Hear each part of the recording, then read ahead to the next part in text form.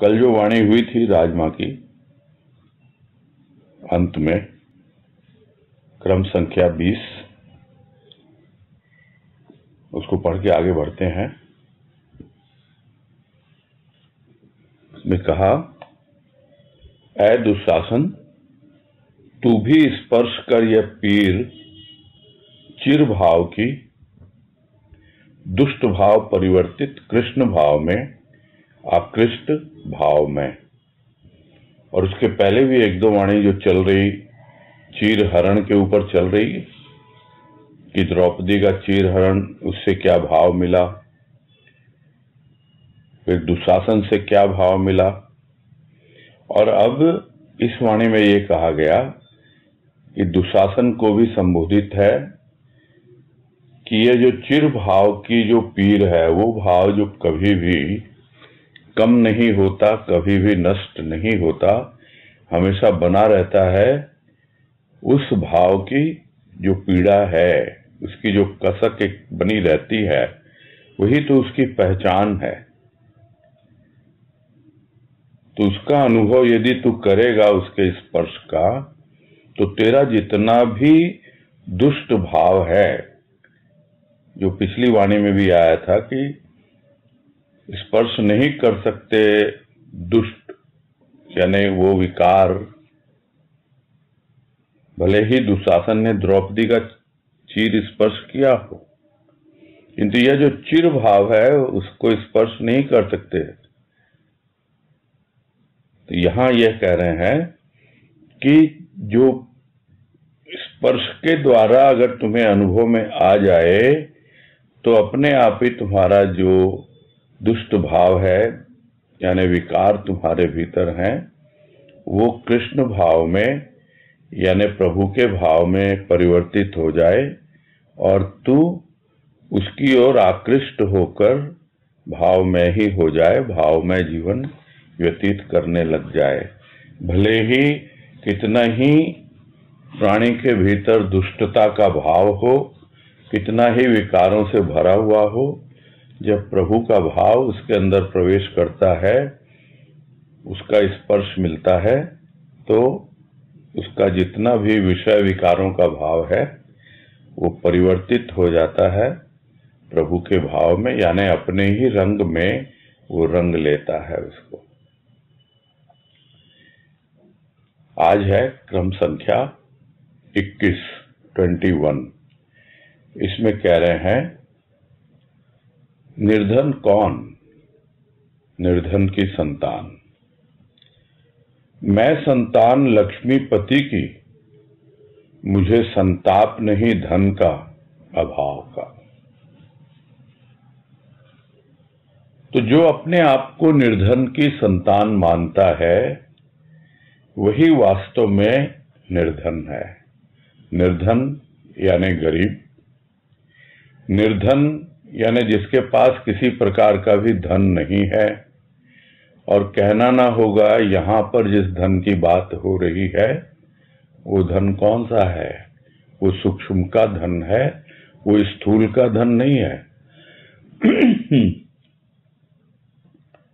तो जो अपने आप को समझता है कि मैं तो भाई किसकी संतान हूं, जो मुझे जन्म देने वाले हैं माता पिता, उनकी संतान हूं। अब यदि उनके पास सूक्ष्म का धन नहीं है, या उनके भीतर प्रभु का प्रेम और भाव नहीं है, और उनकी संतान यदि स्वयं को मानता रहेगा, तो वो भी निर्धनता के भाव में ही जीवन जिएगा, यानी उसी हीन भाव में, उसी गरीबी में। और यह गरीबी भीतर की है। बाहर से न जाने कितना धन धान्य हो किसी के पास, किंतु भीतर से इतने गरीब होते हैं, क्योंकि स्वभाव ही उनका हमेशा मांगने का बना रहता है। गरीबी और कुछ नहीं है, गरीबी है मांगने की भावना, हमेशा झोली फैला के रखना। वो क्यों झोली फैलाते रहते हैं? जो पहले भी आया, किससे भिक्षा मांगता है भिक्षुक? भिक्षा उससे मांगता है जो कोई दूसरा होता है, पर होता है। जो अपना है उससे भीख थोड़ी मांगी जाती है, उसके सामने झोली थोड़ी फैलाई जाती है। वैसे ही है, उसको यदि हम अपना मानते हैं, हम यदि उसकी संतान हैं, तो फिर कैसे निर्धन हुए? तो निर्धन की संतान ही निर्धन होती है। इसीलिए प्रश्न किया, निर्धन कौन? निर्धन की संतान, जो अपने आप को निर्धन समझता है, उसकी संतान समझता है। किंतु मैं तो संतान हूं लक्ष्मीपति की, यानी जिसके पास सारा ऐश्वर्य है, जिसके पास सारा सुख है, आनंद है, सब कुछ जिसके पास है, वो है लक्ष्मीपति। स्थूल रूप में लक्ष्मी धन की देवी माना जाता है, किंतु वो लक्ष्मी जो उनसे स्थूल धन चाहते हैं उनको वो स्थूल धन देती है, किंतु जो उस धन को साधन समझकर, यानी लक्ष्मी को साधन समझकर लक्ष्मीपति तक पहुंचना चाहते हैं, उनकी वो हमेशा सहायता करती है। तो मैं किसकी संतान? मैं तो लक्ष्मीपति की संतान, और मैं लक्ष्मीपति की संतान यानी उस परमात्मा की संतान। और मुझे संताप नहीं है, किसी भी प्रकार का मुझे कोई भीतरी दुख कष्ट कुछ भी नहीं है। ताप शरीर का, संताप मन का। मन में कोई गरीबी नहीं है, कोई संताप नहीं है उस धन के बारे में। क्यों नहीं है? क्योंकि मैं तो लक्ष्मीपति, जिसके इशारे पे लक्ष्मी सब कुछ करती है, मैं उसकी संतान हूं। तो मुझे किसी भी प्रकार का संताप नहीं है धन का, और न ही मुझे अभाव है धन का। जितना भी सूक्ष्म और स्थूल का धन है, जो भी देने वाला देता है, अपनी संतान को अपने आप देता है। और जब वो अपने आप को संतान अनुभव कर लेता है कि मैं कौन, मैं संत की संतान, मैं परमात्मा की संतान, तब उसके भीतर से सारा संताप, सारा दुख भीतर का दूर हो जाता है। शरीर का ताप, शरीर में बुखार आता है तब होता है। मन में बुखार रहता है, वही संताप है। मन हमेशा ताप में रहता है, उसी का दुख मनाता है, उसी के कारण कष्ट झेलता है। तो अब है नहीं वो। क्यों? क्योंकि कोई कमी है ही नहीं अब जीवन में, अभाव का तो नामो निशान ही नहीं है। तो समझना यही है, जो अपने आप को जैसा मानेगा, जिस रूप में भी अपने आप को देखेगा, उसी प्रकार का जीवन वो व्यतीत करेगा। आगे है क्रमांक 22।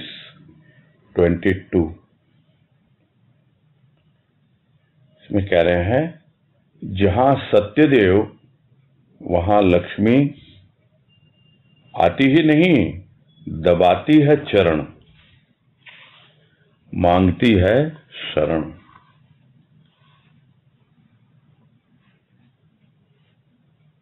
एक है लक्ष्मीपति, और उस लक्ष्मी का पति यदि सत्य हो, यानी जितना भी संसार का ऐश्वर्य है वो किसके पास है? वो ईश्वर के पास है। वो ईश्वर का ही ऐश्वर्य है, जिसके आधार पे समस्त जो भी ऐश्वर्यवान है, चाहे वो देवी है चाहे देवता है, वो उसी के आधार पर ऐश्वर्यशाली होते हैं। किंतु कौन है वो परमात्मा? वो कोई और नहीं है, वो सत्य है। वो सत्य देव जो है, जहां पर भी होगा तो अपने आप ही सारा ऐश्वर्य, सारी की सारी जो कुछ भी पॉजिटिविटी है, जितनी भी अच्छाइयां हैं, उसके इर्द गिर्द अपने आप आ जाती हैं। और जहां तक लक्ष्मी की बात है, लक्ष्मी तो अपने आप ही आती है उसके पास।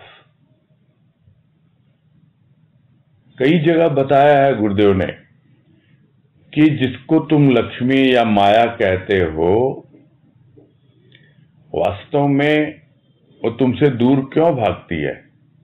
तुमसे दूर इसलिए भागती है कि तुम उसके पीछे भागते हो, इसलिए वो और दूरी बना लेती है और तुम्हें दौड़ाती रहती है। किंतु यदि तुम उस सत्यदेव के पीछे लगो, उसको अपना मानो और उसकी ओर बढ़ो, तब अपने आप ही लक्ष्मी तुम्हारे पीछे पीछे आती है। ये कई जगह प्रवचन में समझाया है गुरुदेव ने, और भाव यही है। वहां वो आती ही नहीं है, वो बल्कि चरण दबाती है। किसके? सत्यदेव के। और क्या मांगती है? शरण मांगती है कि मुझे भी तुम शरण दो। सत्यदेव, तुम अपनी संतान पे, तुम्हारी संतान कौन? संत। और जो संत की संतान है वही तुम्हारी संतान, क्योंकि सत्य का अभिव्यक्त रूप ही तो संत होता है। तो जो संत की संतान है वो सत्य की संतान है, और जब सत्य के चरण दबाती है लक्ष्मी, तो स्वाभाविक है वो मांगती है शरण, क्योंकि संत की संतान को तो शरण मिल चुकी है सत्य की। कह रहे तुमने इसको तो शरण दी है अपनी, हे सत्यदेव तुम मुझे भी शरण दो। चरण दबाती है और चरण चापन करके वो उसको प्रसन्न करना चाहती है कि भाई मुझे शरण दो तुम। अब ये निर्भर करेगा जिससे वो शरण मांगती है, वो शरण उसे देता है कि नहीं। किंतु प्रभु तो सबको शरण देता है, वो तो शरणागत वत्सल है, और जो शरण में आ गया वो उसको बहुत प्रिय लगता है। यह तो कहने के लिए कहते हैं लोग कि भाई इधर जाओगे तो लक्ष्मी तुमसे विमुख हो जाएगी। नहीं, अपने आप पीछे पीछे आती है और संत के चरण दबाती है। तो संत तो यही कहता है, क्या चाहिए मुझे? कुछ नहीं, जो कुछ कहीं चाहिए मेरी संतान को चाहिए, तू उनके पास जा। और इसीलिए बहुत सहज है संत की, सत्य की अपने आप सेवा हो जाती है जब हम उसकी ओर बढ़ते हैं, अपने आप को उसकी संतान अनुभव करते हैं। आगे है क्रमांक 23। इसमें कह रहे हैं, उठ मेरे मन ले शरण सत्य की, सत्यदेव की, हरण क्लेश का, अभाव का, प्रमाद का, उदाहरण बन प्रेम का। और अपने ही मन को संबोधित कर रहा है भक्त, और यह चाह रहा है कि कब तक तू पड़ा रहेगा आलस्य में, प्रमाद में? कब तक तू जीवन में अभाव की अनुभूति करता रहेगा? तो कैसे दूर हो भाई ये?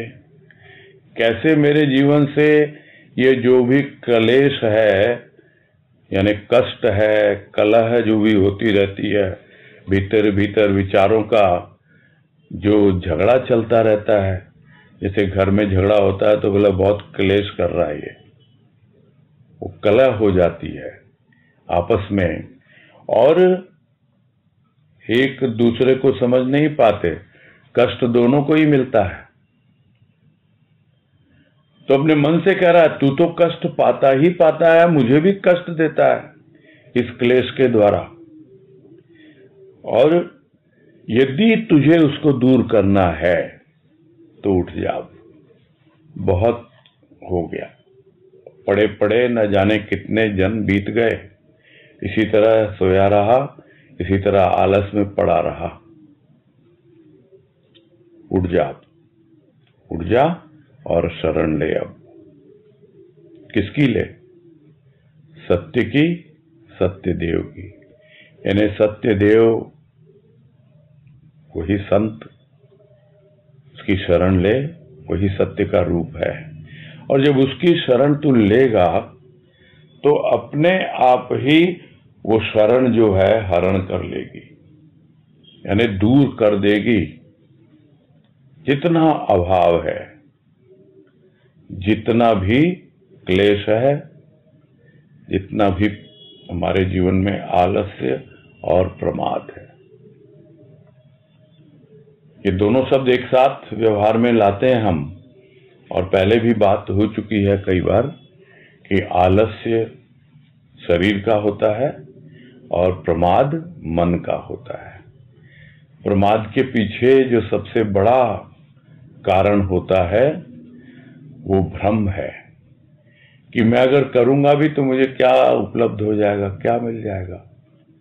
पड़ा रहता है, सुविधाजनक स्थिति होती है तब तो सत्संग में जाता है, तो नहीं जाता है, कोई ना कोई बहाने बना लेता है।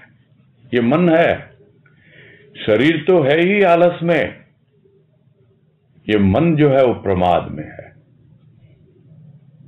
तो इस तरह उसका हरण होगा यदि वास्तव में प्रभु की शरण ली है, उस सत्य की शरण ली है, तो जरूर उस प्रमाद का हरण होता है। और जितना भी भीतर क्लेश है, जितना भी भीतर में हमको कष्ट हो रहा है, जो भी मानसिक क्लेश किसको कहते हैं हम, वो है सब दूर हो जाता है। और हरण होने के बाद क्या बनेगा तू? तो उदाहरण बनेगा। किसका उदाहरण? प्रेम का। यानी एक एग्जाम्पल सेट करेगा कि देख, जिस किसी ने भी संत की शरण ली है उसके क्लेश का, अभाव का, प्रमाद का हरण हुआ है, और यह उसके भक्त का एक जीवन है जो उसके प्रेम और भाव में जीता है। बोलना नहीं पड़ता है, जिसको हम कहते हैं कि तुम बोलोगे, बोलने से कुछ फायदा नहीं है, करके दिखाओ। करके दिखाओ मतलब उदाहरण बनो। तो मन जब परिवर्तित हो जाता है तो अपने आप ही वो उसका उदाहरण बन जाता है कि भाई सत्य की शरण लेने से और उस प्रेम को धारण करने से जो प्रभु के प्रति है, किस प्रकार जीवन परिवर्तित हो जाता है। आगे है क्रमांक 24। इसमें कह रहे हैं, दैदीप्यमान रहता रवि सत्य का, एक नहीं अनेक युगों तक टिमटिमाता है असत्य का जुगनू एक पल के लिए। तो सत्य क्या है? एक रवि के समान है, यानी सूर्य के समान है। जिस तरह सूर्य युगों युगों तक उसी तरह दैदीप्यमान रहता है, उसी तरह चमकता रहता है, उसी तरह अपनी ऊर्जा से, अपने प्रकाश से, अपनी ऊष्मा से सबको जीवंत रखता है। और ये बात कल परसों ही काफी विस्तार से आई थी कि किस तरह सूर्य ही जो है वो पूरे पृथ्वी पे जो रहते हैं उनका पालन पोषण करता है, पूरी प्रकृति का पालन पोषण करता है। और प्रकृति जो यहाँ धरा पर आए हैं इस संसार में, इस पृथ्वी लोक में, उन सब का पालन पोषण करती है।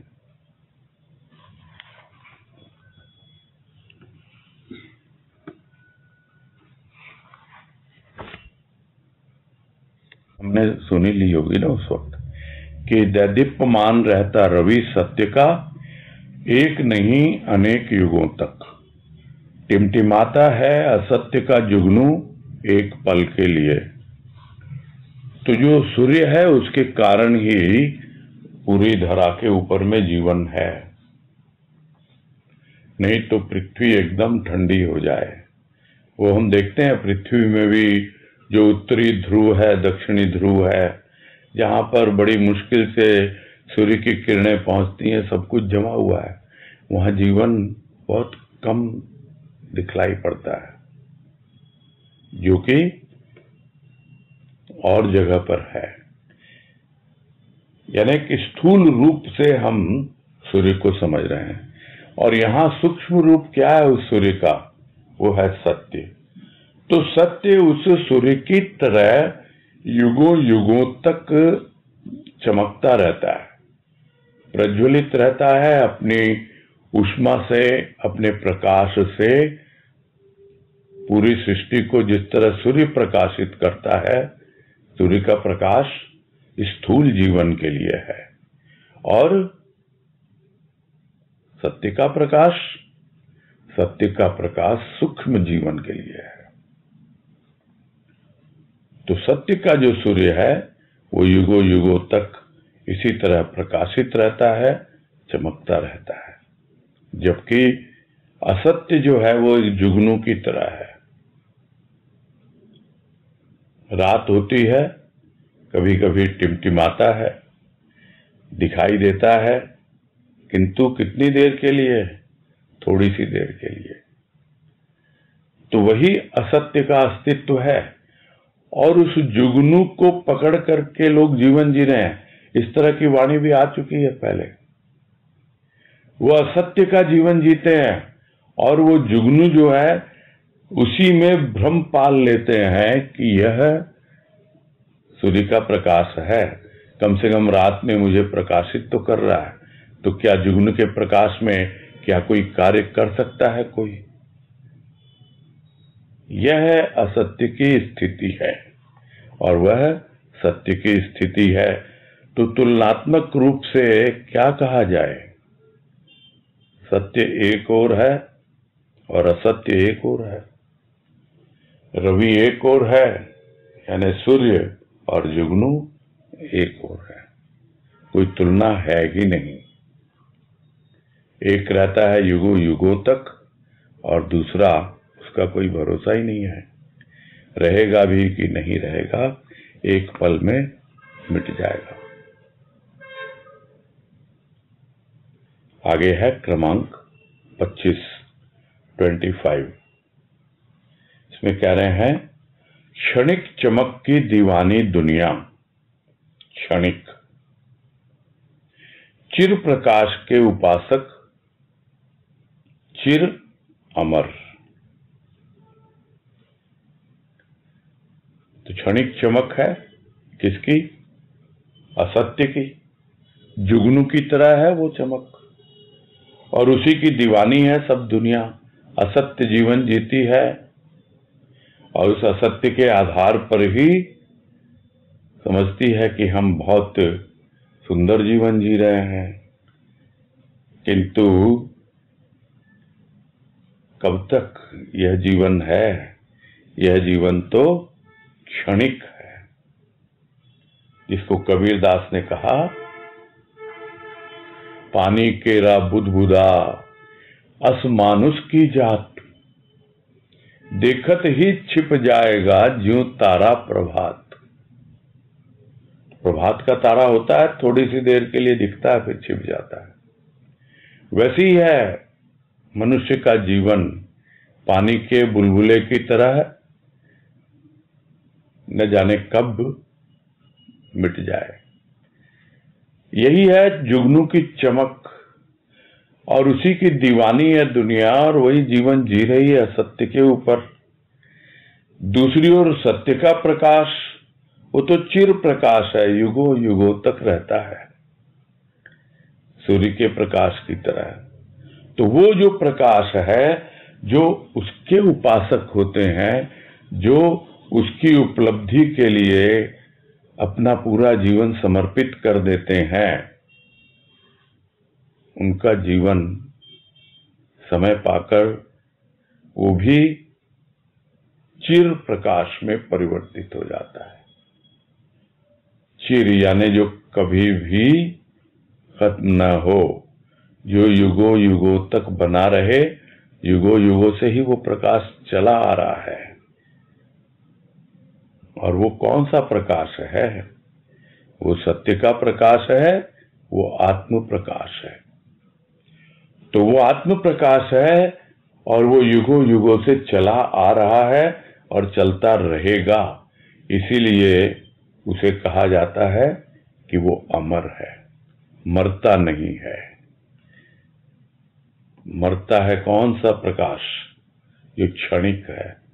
वो तो देखते देखते ही देखते हैं, आता है चला जाता है। असत्य का जीवन कितना टिकता है? कौन उसको समझता है, याद करता है?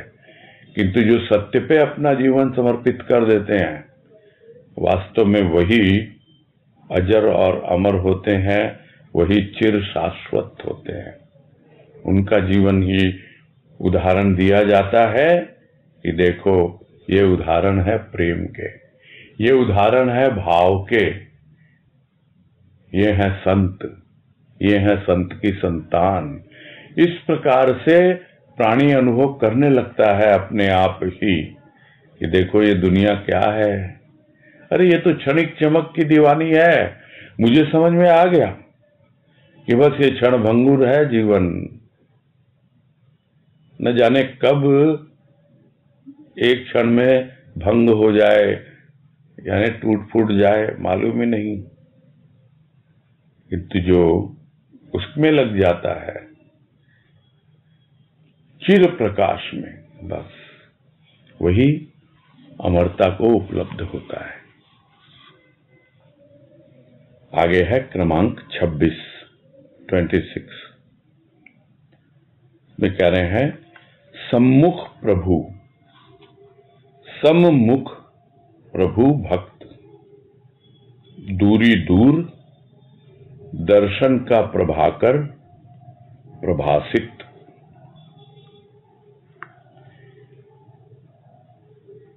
शब्दों का एक खेल है, बाकी भाव तो बहुत ही स्पष्ट है कि जब प्रभु सम्मुख आ जाता है तो प्रभु का जो भक्त है वो उसके समान ही हो जाता है। यानी सम्मुख प्रभु, सम्मुख प्रभु भक्त। यानी प्रभु भक्त किसको रिप्रेजेंट कर रहा है, किसको दिखला रहा है? वो दिखला रहा है प्रभु को। प्रभु को सम्मुख किसी ने देखा है कि नहीं देखा, ये एक विचारणीय विषय हो सकता है, किंतु प्रभु भक्त को अपने सम्मुख देखा है और उसको प्रभु के सम्मुख देखा है। सम्मुख यानी उसके समान उसका मुख है। ये कौन सा मुख है? ये कोई बाहर का मुखड़ा है? नहीं। तब कैसे मालूम पड़ता है कि ये कौन सा मुखड़ा है? ये मुखड़ा वो है जो हमारे दिल का दुखड़ा दूर कर देता है। तब मालूम पड़ता है कि अरे ये कहते हैं हम, ये तो प्रभु का भक्त है, इसके भीतर तो प्रभु विराजमान है। क्यों? क्योंकि प्रभु के यह सम्मुख है और ये पूरी तरह से प्रभु के समान ही है। इस प्रकार पता लगता है। तो भक्त और भगवान में क्या हुआ? अब कोई दूरी नहीं रही, दूरी दूर हो गई। जब सम्मुख प्रभु है और भक्त का भी सम्मुख हो जाता है, भक्त और भगवान में अब कोई दूरी नहीं है, दूरी दूर हो गई और जो उसको दिखना था वो दिख गया। यह दर्शन कौन सा है? यह सूक्ष्म का है। सूक्ष्म का दर्शन, सूक्ष्म का अनुभव, वही दर्शन कहलाता है। तो दर्शन का प्रभाकर प्रभासित, प्रभाकर यानी सूर्य, प्रभासित यानी अपने प्रकाश से और अपना जो भी उसका आलोक है, उसकी जो चमक है, उससे दैदीप्यमान है। पहले अलग अलग शब्द इस्तेमाल किए गए, दैदीप्यमान, चमक, और अब कह रहे हैं प्रभास। प्रभास से ही आया प्रभासित।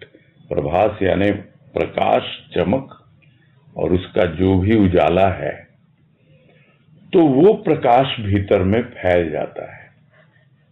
सूक्ष्म का प्रकाश है ये, उस सूक्ष्म सूर्य, बाहर का सूर्य नहीं। और सूक्ष्म का सूर्य क्या है? वो उसका प्रभु। दूरी कब थी? दूरी तब तक थी जब तक भीतर में आवरण था, कहीं दूर समझता था। आवरण हट गया, दूरी दूर हो गई, सम्मुख आ गया, प्रभु का सामने सम्मुख आ गया, और भक्त और भगवान दोनों के बीच में अब दूरी रही नहीं। तो ये एक पहचान है कि भीतर उसके प्रेम का प्रकाश, ज्ञान का प्रकाश जिस तरह अनुभव में आ जाए, अनुभूति बनकर, तब समझ में आ जाता है कि अब प्रभु मेरे सम्मुख है और मैं भी उन भक्तों की श्रेणी में आ चुका हूं जहां पर भक्त और भगवान में कोई दूरी नहीं रहती है। आगे है क्रमांक 27 में कह रहे हैं, जब तक होश तब तक जोश। होश गुम, जोश कहां? अब तो मदहोशी है प्रेम मदिरा की। तो जब तक होश है तभी तक जोश रहता है, ये तो हम जानते ही हैं। जो लोग अपना जोश दिखलाते हैं, मैं ये कर लूंगा, मैं वो कर लूंगा, अरे क्या होता है भगवान देखो, मैं अभी अपने जप तप के द्वारा बिल्कुल उसको अपने अधीन कर दूंगा, जो भी मुझे वरदान चाहिए वो मांग लूंगा। और करते हैं लोग, और देना भी पड़ता है देने वाले को। और यही तो है, इसी को तो हठ कहा जाता है। किस लिए कर रहा है जोश? किस लिए दिखा रहा है? अपनी क्षमता प्रदर्शित करने के लिए। क्यों दिखा रहा है? क्योंकि वो भी होश में है, अभी उसने प्रेम और भाव की मदिरा का पान किया नहीं है, तो वो होश गुम हो गया। अब जोश कहां गया? अब तो मस्त हो गया। अब न होश की बातें करता है न जोश की बातें करता है, अब तो प्रेम मदिरा की एक मदहोशी है। प्रेम का प्याला पी आया, अब मुझसे प्रेम की बातें करो और कोई बात मत करो। मैं तो भाव की मदिरा पी आया, अब मुझसे भाव की बातें करो, कुछ और बातें मत करो। और उसको पिलाता कौन है? वो प्रेम और भाव, पिलाने वाला वही तो, जिसे कहा जाता है उर्दू में, वही तो है वो साकी। गजल की लाइन याद आ गई कि क्या कहता है फिर भक्त, वो जो प्रेम और भाव की मदिरा पीता है। यही कहता है जो गजल की लाइन बोलने वाले हैं कि ला पिला दे साकिया पैमाना पैमाने के बाद, होश की बातें करूंगा होश में आने के बाद। होश की बातें तो होश में आने के बाद करूंगा, तब दिखाऊंगा अपना जोश भी। अभी तो बस तू पैमाना पिला दे, पैमाने के बाद, एक के बाद एक अपना प्रेम, अपना भाव, उसकी मदिरा मुझे पिलाते जाओ। और वो साकी कौन है पिलाने वाला? वही संत, वही सदगुरु। हम उससे गुजारिश कर सकते हैं, ला पिला दे, हमें होश की बात नहीं करनी, न जोश की बात करनी। हमें तो बस उसी प्रेम की मदिरा में मस्त बने रहना है, मदहोश बने रहना है। यहाँ बेहोश नहीं है, ये ध्यान रखना है। बेहोशी में और मदहोशी में बहुत अंतर होता है। बेहोशी है दुनिया में, बेहोशी है कामना वासना में, किंतु प्रेम में बेहोशी नहीं है, मदहोशी है। आगे है क्रमांक 28। जब तक मदहोशी प्रलाप, मदहोशी है यह अलौकिक प्रलाप नहीं, सुर में आलाप सत्य का, सत्यदेव का। लौकिक मदहोशी प्रलाप, किंतु यह मदहोशी क्या है? यह मदहोशी है अलौकिक। यहां प्रलाप नहीं है, सुर में आलाप सत्य का, सत्यदेव का। तो जो बाहर की दुनियादारी की जो मदहोशी होती है, यानी स्थूल की मदहोशी, सबको अलग अलग नशा है। कोई किसी का नशा है, कोई किसी का नशा है। ऐसे ही नहीं है कि मदिरा जो है ये सिर्फ शराब है जो एक बोतल में बंद है, वो नहीं है ये मदिरा। ये मदिरा मद की मदिरा है। मद यानी घमंड, अभिमान, ये उसकी मदिरा है। मद से ही मदिरा बना है। मद का एक अर्थ तो शराब भी होता है और दूसरा अर्थ होता है अहंकार, घमंड। तो यह मद की मदिरा है। और जो लौकिक मदिरा है, यानी दुनियादारी में सब अपने अपने नशे में है चूर। और ये भी किसी गाने में है कि नशे में कौन नहीं है मुझे बता दो जरा। किसी को दौलत का नशा, किसी को रूप का नशा, इसका नशा, उसका नशा, ये सब उस गाने में है वर्णन।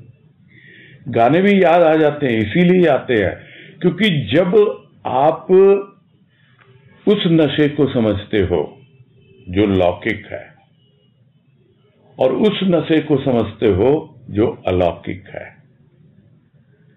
लौकिक नशा जो होता है वो प्रलाप करवाता है। प्रलाप यानी उल्टी सीधे बातें कहलवाता है, बकवास कहे जिसे हम देखते हैं। हम किस तरह पीने वाले बकवास करते हैं। इतना नहीं, जो अहंकार से भरे हुए हैं उनकी बातें भी किसी बकवास से कम नहीं होती हैं। उसकी पहचान चाहिए, बस सुनते ही समझ में आ जाता है। किंतु सामने वाला करे क्या? वो हाथ जोड़ के खड़ा है। क्यों? क्योंकि उसे अपना स्वार्थ पूरा करना है उससे।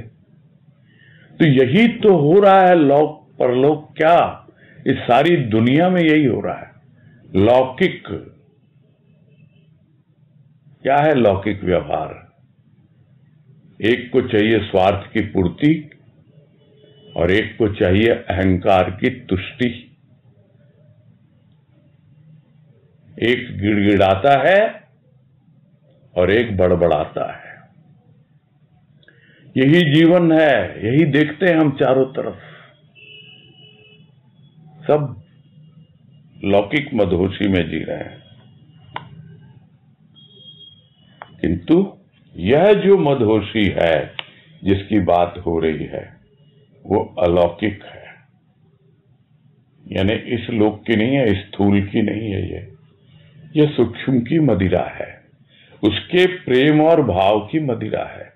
और जो उस मदिरा का पान करता है वहां बकवास नहीं होती है, प्रलाप नहीं होता, वहां आलाप होता है।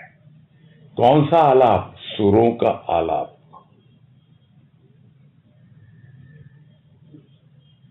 आरोह अवरोह, सुर ऊपर जाते हैं नीचे आते हैं।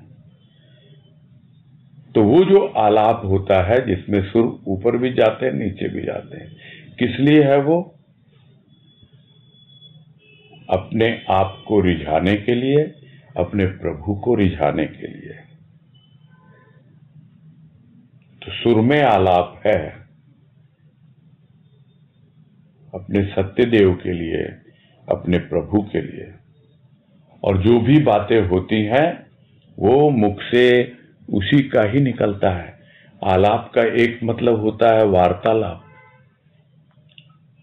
जिसको बंगला में अच्छे से समझ में आता है कि आप अपनी आलाप करेছেন, यानी उनसे बात की क्या आपने, वार्तालाप जिसको हम कहते हैं।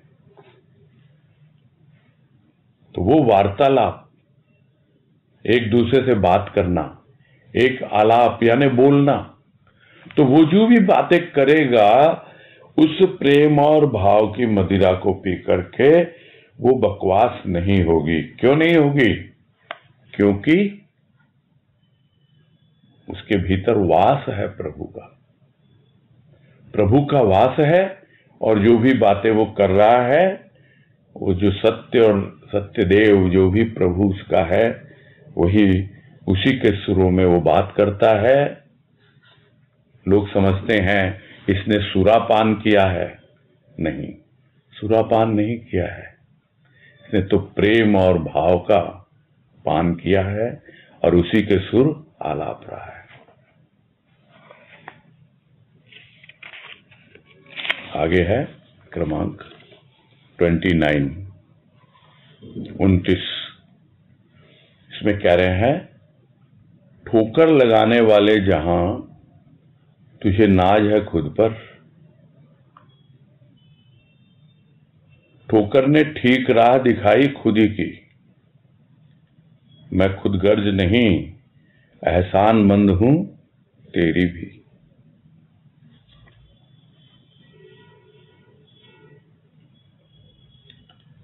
यहां भक्त जो है एहसानमंद हो रहा है। किसके प्रति? इस संसार के प्रति। उस संसार ने जिसने हमेशा उसे ठोकर ही मारी। यदि वो ठोकर नहीं मारता तो फिर वो सही राह पर कैसे आते? यदि उनसे दुत्कारा नहीं जाता, पहले एक दुत्कार के ऊपर वाणी आई थी, अगर उनसे दुत्कारा नहीं जाता, यदि वो उसे कुछ इस तरह की बातें नहीं कहते, तो क्या वो प्रभु की ओर आता? इतनी किसी के भीतर जागृति होती नहीं है शुरू से। ये जो दुनिया की ठोकरें खाता है, तभी उसको भगवान की याद आती है।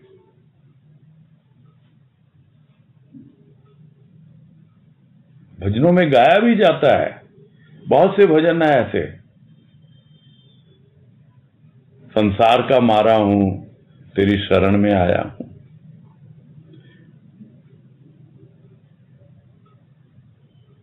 दुनिया ने ठुकरा दिया, अब ठाकुर तेरे पास आया हूं। ठुकराया कैसे? ठोकर मार के। किंतु वास्तव में जब समझ में आ जाता है, तब वो एहसानमंद होता है इस दुनिया के प्रति भी, कि ऐ ठोकर लगाने वाले जहां, तू तो अपने ही संसार में रह रहा है। तुझे तो अपने आप के ऊपर ही नाज है कि अरे मैं क्या हूं क्या नहीं हूं, और ये कौन सा आ गया, इसके पास क्या है, कुछ भी तो नहीं है।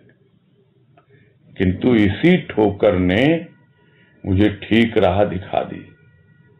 कौन सी ठीक राह है? खुद ही की। यानी अब खुद ही की राह, खुद को जानने की, पहचानने की।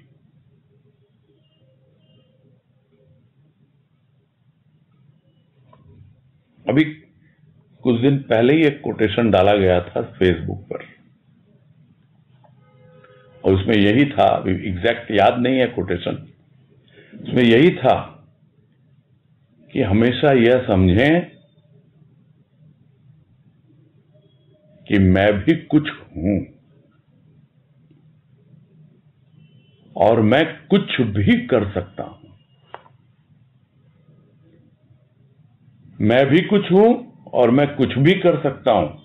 और यह तब तक समझ में नहीं आता जब तक दुनिया की ठोकर नहीं लगती। मैं भी कुछ कर सकता हूं तो क्या कर सकता हूं मैं अपने भीतर जो मेरी मैं है, जो मेरी खुदी है, जो मेरा अपना आपा है, मैं उस राह पर आगे बढ़ रहा हूं। तुम्हारी ठोकर नहीं तो मुझे ठीक राह दिखाई है। मैं तुम्हारे प्रति एहसानमंद हूं ऐ दुनिया। भाई जो मुझे आगे बढ़ा रहा है उसके प्रति तो मैं हूं ही कृतज्ञ, उसके प्रति तो मैं एहसानमंद हूं ही। मैं तो एहसानमंद हूं तेरी भी, यानी तेरी भी एहसानमंद हूं, ये कह रहे हैं राजमाया। क्यों हूं? क्योंकि मैं तुम्हारी तरह खुदगर्ज नहीं हूं। खुदगर्ज यानी स्वार्थी। जो खुदगर्ज होते हैं, स्वार्थी होते हैं, स्वार्थ पूरा हो जाता है बस भूल जाते हैं। नहीं, मैं दुनिया को भूली नहीं हूं। मैं बहुत एहसानमंद हूं इस दुनिया की कि इसने मुझे ठीक राह दिखला दी। और तब मैंने खोजा या किस प्रकार से कोई आया मेरे जीवन में संत बनकर और उसने मुझे सही राह दिखला दी और मैं भी सही राह पे चल पड़ी। और वो है खुद को जानने की, पहचानने की, वही है खुदी की राह। इतना क्या कहा जाए, विशाल हृदय होना चाहिए भक्त का कि कोई अगर ठोकर भी मारता है उसके प्रति भी हम एहसानमंद हैं कि भाई उसने मेरी आंखें खोल दी, नहीं मैं तो यूं ही सोए सोए जिए जा रहा था। उसने ठोकर मारी दूसरे मतलब से, किंतु उस ठोकर ने मुझे ठाकुर तक पहुंचा दिया और उस ठाकुर ने मुझे अपनी खुदी की राह दिखा दी। आगे है क्रमांक 30। इसमें कह रहे हैं, धरा सूर्य के मध्य बाधा बादलों की, तड़प उठी राधा रूपी धरा, बरस उठा श्याम घन, बाधा प्रेम रस बन सरस, धरा को पहनाती हरी साड़ी हरी की लाली।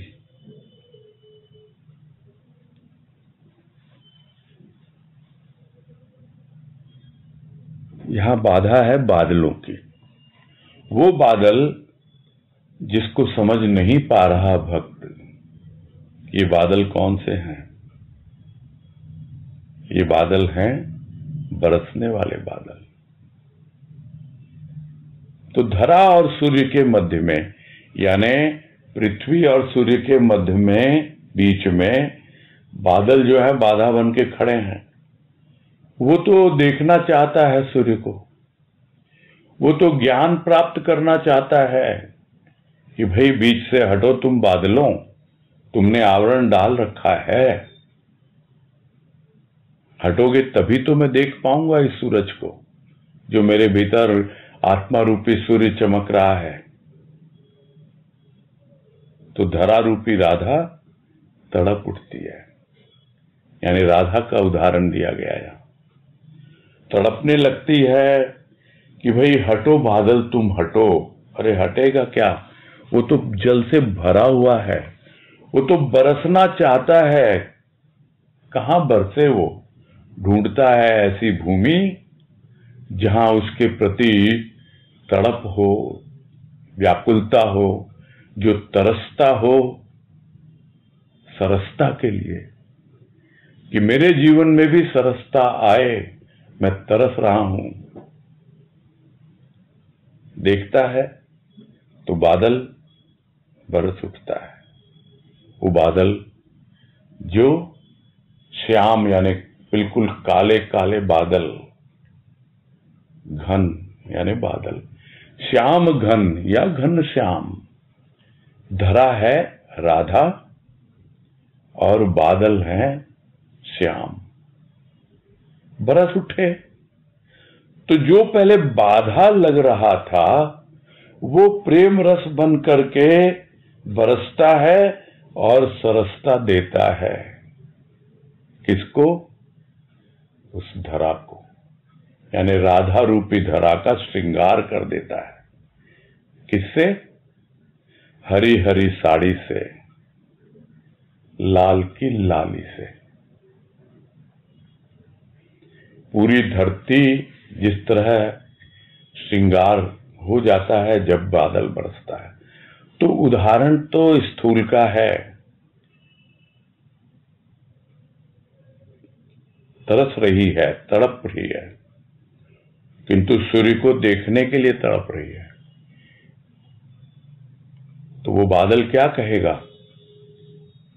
पहले मैं बरस जाऊं, ज्ञान भी तुझे मिलेगा, पहले प्रेम और भाव की वर्षा तो कर दूं तेरे ऊपर, ताकि तू समझ पाए किस तरह इस प्रेम और भाव से तेरे अंतःकरण का श्रृंगार हो रहा है, किस तरह है तेरे मुख पर लाल की लाली छा रही है और हरी साड़ी तूने पहनकर अपने आप को इस तरह से सौंदर्यवान बना रखा है जैसे धरती है।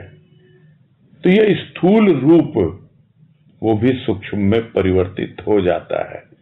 सूक्ष्म में चारों ओर जब प्रेम और भाव की वृष्टि होती है, पहले इसको बाधक समझ रहा था,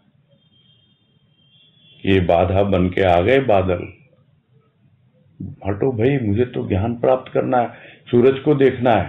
अरे देख लेना, जब वो बरसेगा ना तो श्याम बरसता है या आनंद घन बरसता है, अपना आनंद बरसाता है वो। तो प्रेम और भाव पहुंच जाते हैं उसके बिल्कुल अंतर में। जिस तरह पृथ्वी सोख लेती है उस जल को और तब जाकर के प्रकट होती है उसके भीतर से हरियाली, तब जाकर प्रकट होती है उस हरी की लाली, हरियाली में भी लाली प्रकट हो जाती है। सोखना है, उसके बाद अपने आप ही वो प्रेम और भाव फिर कहेगा, अब देख तुम, अब कोई बादल नहीं है, अब तेरा घटाकाश पूरी तरह से निर्मल है, पूरी तरह खाली है, अब तू बड़े आराम से देख सकता है। तो यह जो तड़प है, यह जो व्याकुलता है, यही तो पहले आती है भक्ति के रूप में, और फिर वही प्रेम और भाव जब और बढ़ता चला जाता है, विकसित होता चला जाता है, तो उसका रूप बदल जाता है। और उसी को गुरुदेव ने कहा एक वाणी में कि ज्ञान कोई पुस्तकीय विषय नहीं, प्राणों में प्रिय का भान ज्ञान। यानी अब वो प्रेम और भाव वही तो मेरे लिए प्रिय है। प्रिय का भान, कौन प्रिय है भाई तुम्हारा? कौन तुझे प्यारा लगता है? किसको तू प्यार करता है? प्रभु को करता हूं। तो प्रभु का क्या रूप है? प्रभु का रूप साकार में कुछ और है, निराकार में कुछ और है। तो निराकार रूप क्या है? प्रेम और भाव। वो बस गया प्राणों में। अब वो प्राणों में बस गया तो अपने आप ही ज्ञान हो गया। जिस ज्ञान के लिए उस प्रेम और भाव के बादलों को समझ नहीं पा रहा था, वो जब बरस जाते हैं, हृदय की भूमि को सरस कर देते हैं और हरी की हरियाली, लाल की लाली बिखेर देते हैं, तब समझ में आता है कि वास्तव में ज्ञान होता क्या है, किस तरह प्राणों में पहुंच जाता है उसका प्रेम और भाव। बस यही पूरा करते हैं।